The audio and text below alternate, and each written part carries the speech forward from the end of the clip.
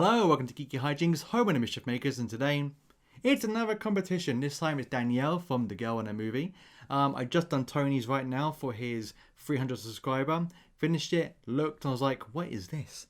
Oh my god, it's had a massive stain here. So I haven't edited it yet, but I can only assume there's a massive giant stain here. And if there's not, I've now pointed it out to people, which isn't good. Now Danielle had a 50 subscriber competition, which I wanted to do, but I've had no time because of work. Finally get a chance to do it. Thank you, bank holiday. And with Danielle's channel, it went from 50 to like 100 in like 2 seconds. So well done there. Danielle is a lovely lady. How old is she? 80. Danielle's lovely. She gave me a shout out really early on, and literally within that 2 days, like 10 subscribers, which for me was like winning the lottery. So thank you so much for that. Really appreciated it. Never expect shout outs. When they do happen, I'm literally drinking my coffee and it's like, GeekyHiJynx. Yeah, Danielle's got a wicked channel and you need to check it out now. She just done a Get Out analysis, which was amazing. Like really, really good. Like if I didn't know Danielle just started a YouTube channel, I think she'd been in it for years because the analysis was so good. And like I said to her, such a shame I watched Get Out like 3-4 weeks ago because I'd love to watch this, then gone into the movie, but I probably will give it another shout. But yeah, looking forward to more of those analyses. So if you haven't checked out her channel, make sure you do. Now, in Danielle's 50 subscriber competition, her question was, what is your favourite book that was then turned into a movie? And this is a difficult one as well. Not so difficult as maybe the music one, because I'm more of a music man than a reader. But with this one, I have to really think hard because I have to be true to myself, because there's many films that I knew were based on books, but I haven't read the book.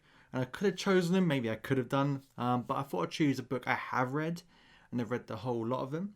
And it's surprisingly Harry Potter and the Goblet of Fire, which people might find surprising. But the reason why I choose it is, at the time I was working in a little newsagent around the corner from my old primary school, and I was like younger when the books first came out. And I was just bored, sitting behind the counter, and I did all my jobs, and I thought, I need something to do. So I thought I'd bring a book in.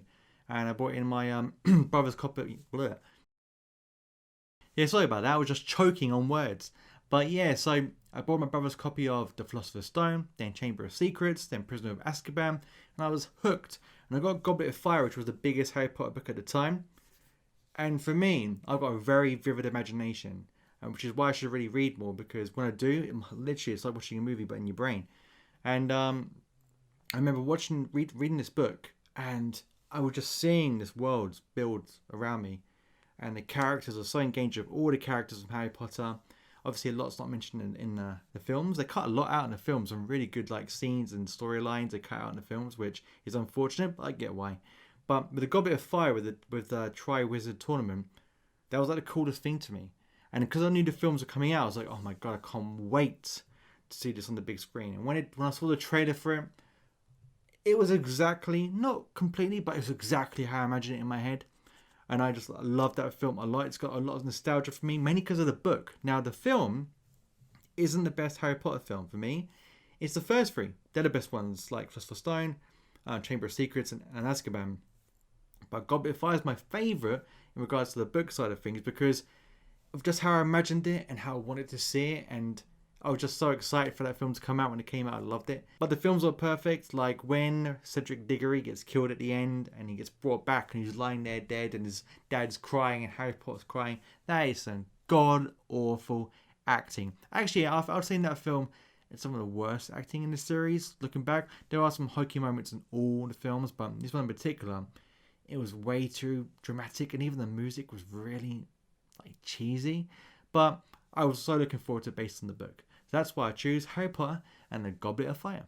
And again, if you haven't subscribed to Danielle's channel, links below, definitely do it, because I love all our stuff. Like anything to do with movies, I'm going to be there, because movies are my passion. Love talking to them, love listening to people talk about them. And when I learned something new, like I did with the Get Out analysis, I was like, I didn't even notice this stuff before. So I was really interested to see what else she brings out, and I think you should too. So make sure you sub. So guys, what did you think of my choice? Did you think, oh, never have guessed that, Joe? Or, no, I can see why you've been excited about that one. Like I said, it's my personal choice. I could have chosen Wolf of Wall Street, because that is a book I need to read, and I would have chosen that. And then, because the film was one of my favourite films of all time, Wolf of Wall Street. It's amazing. But I'm going to stick with Harry Potter and the Goblet of Fire. But let me know what you think in the comments below, because I am interested. But until next time, stay out of trouble.